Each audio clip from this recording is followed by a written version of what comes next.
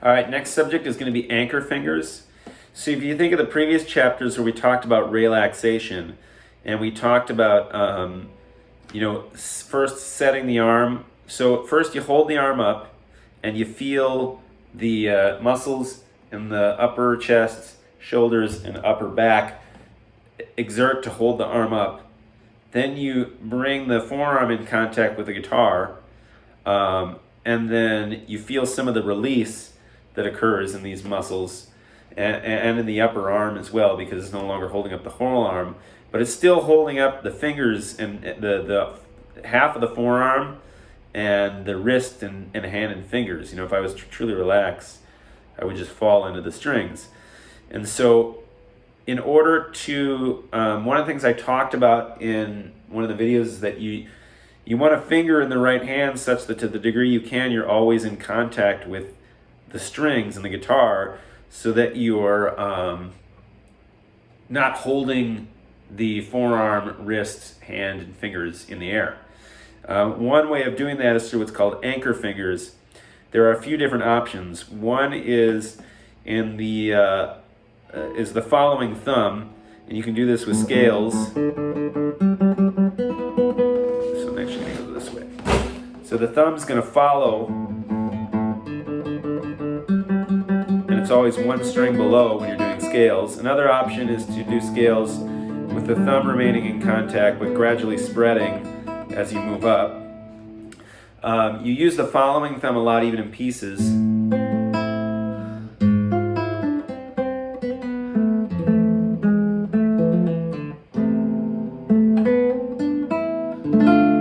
And part of it is that you keep the thumb in contact with the strings whenever you can, but also that you use rest stroke, not for extra volume. You might keep it soft so that it sounds like a free stroke, but it then brings you into contact with the next string. So like right at the opening, that keeps me in contact with the D string, but lets me play the A string.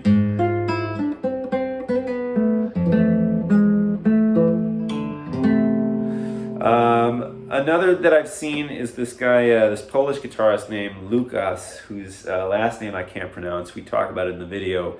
He uses the ring finger on some of the top strings, so you could do like kind of a variation of the lute and flamenco technique. You can also use any finger. So if you have like your outside strings are being played, you could use your index and play with your thumb and ring, or you could use the middle finger. And keep in mind too, planting, the fingers is sort of anchoring in its own way, which is where that analogy of walking comes from, where you're always in contact with the string, it's almost like it's like you're walking.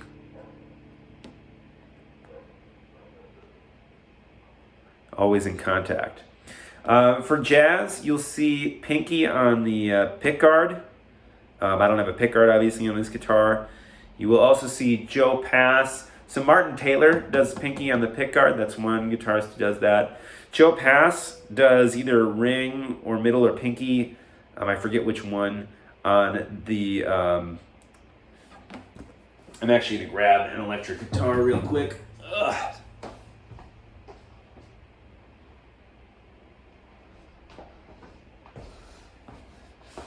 So Martin Taylor has a pickguard here, and he places his pinky on the pickguard.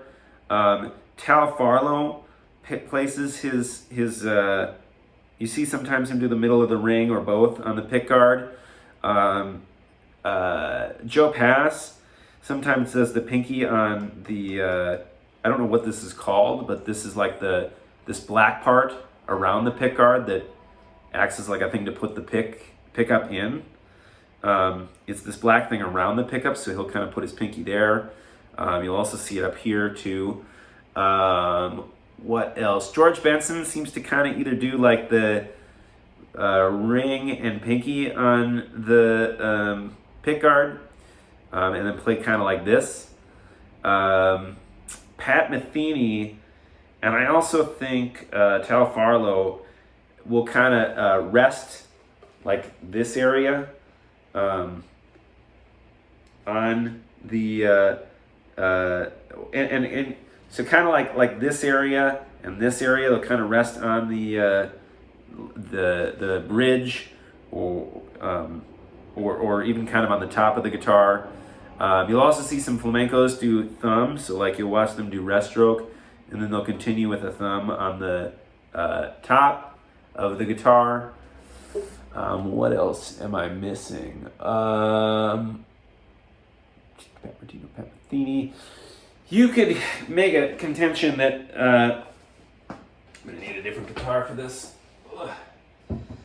Another version of that is what the country guitarists do, like Merle Travis.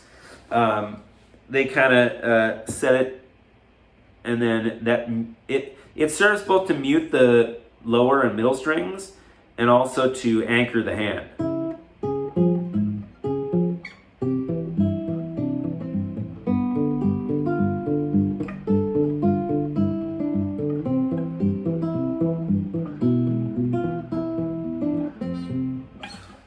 And that pretty much covers all the anchor and guide finger variations. Although I want to caveat that by saying that when and how and which guide finger, which anchor finger you use is very contextual. So you'll want to observe other players and also experiment on your own. And also one correction, we have not talked about guide fingers yet. I forgot to ask Renee about that, so I'm going to have a lesson down the road. This video was just on anchor fingers. Thank you for your time.